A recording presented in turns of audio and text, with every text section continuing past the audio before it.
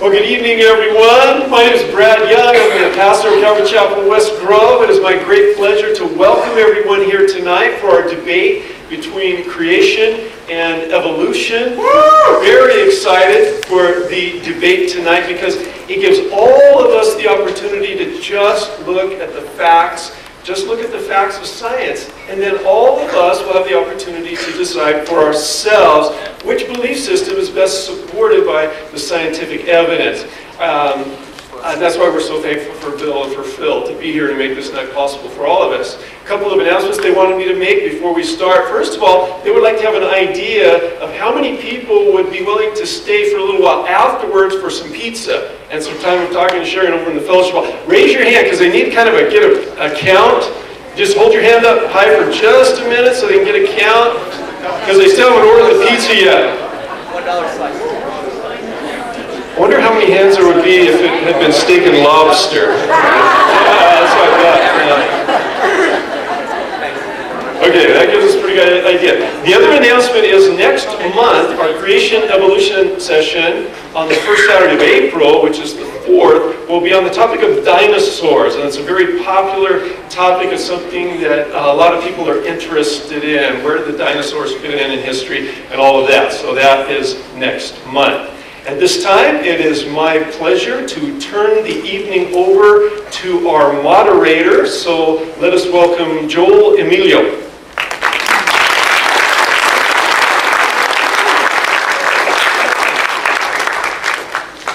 All right, good evening, everyone.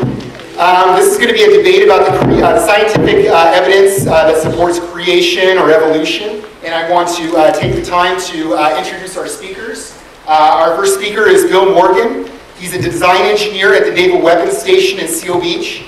Since Bill became a Christian, he has researched the creation versus evolution debate, and he has spoken at various venues across the country on the subject for about 18 years. Philip Summerfeld is our other speaker, and he is attending Golden West College.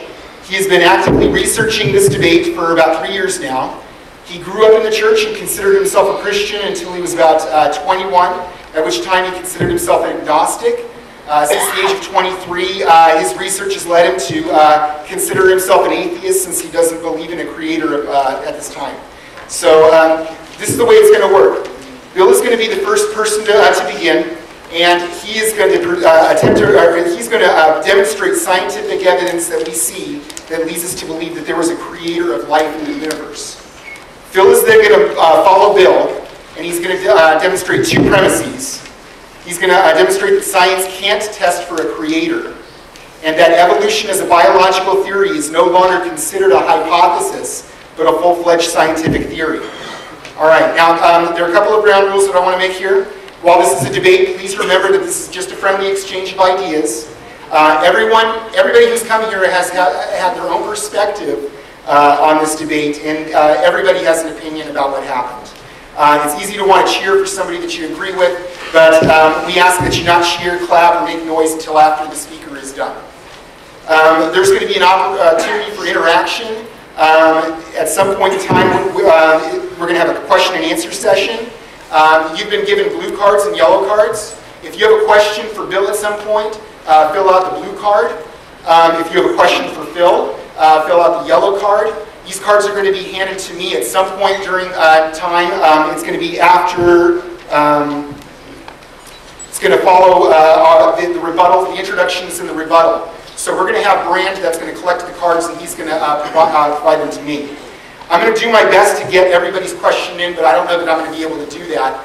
I think the most important thing is just to make sure that you articulate your questions as clearly as possible so that I'll be able to read them and convey what you wanted to ask the speakers.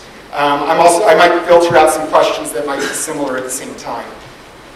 And I'm going to do my best. A lot of times during debates, we get a lot of questions slided towards one speaker. I'm going to do my best to make sure that both of them have equal time to speak. So the way that the debate is going to work is that we're going to have introductions. Bill is going to go first. He's going to have 20 minutes. Phil is then going to follow him. He's going to have 20 minutes as well.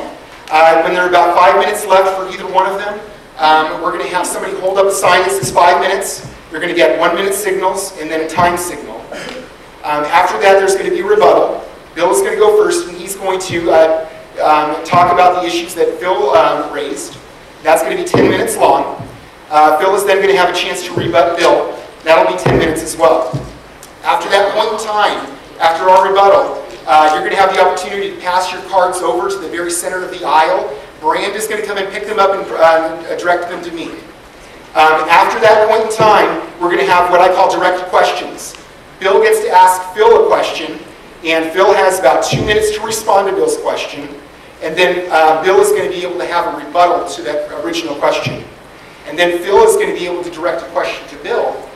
Bill has 2 minutes to respond, and then Phil is going to have a 1-minute rebuttal. All right? After that point in time, we're going to have our questions and answer session. And then we're going to have a closing statement by both of them that's going to take about 5 minutes. And after that time, we're going to have pizza. So with that said, I'm going to introduce our first speaker, Bill.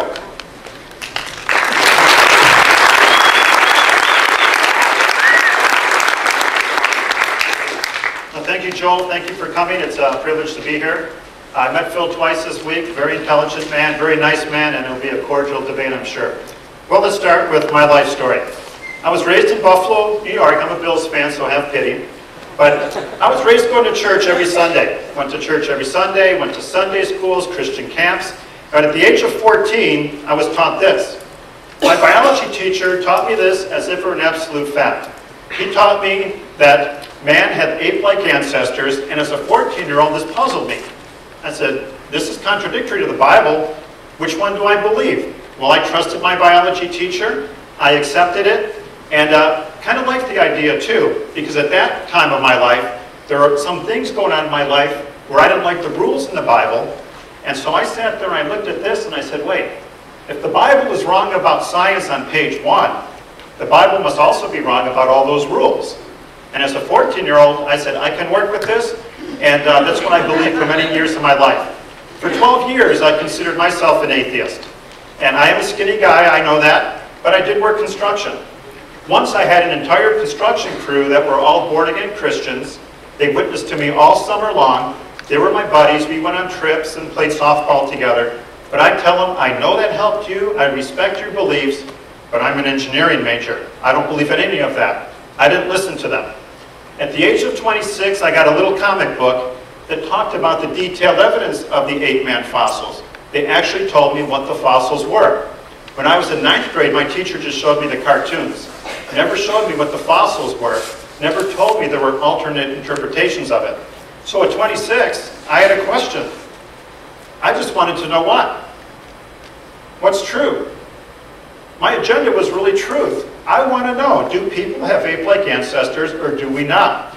So I studied it, and I've been studying it for about 20 years, and I am convinced that the only ancestors in your family tree are human, okay? But no matter what you believe tonight, I like to encourage people to not believe me, but to listen to me, compare it to your current beliefs, and then you decide what to believe. I'm all about people hearing both sides and deciding for themselves.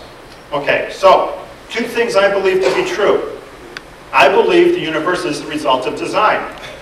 I believe photosynthesis is designed, lizards are designed, you're designed. I see a lot of design everywhere. And I believe the theory of evolution is not true.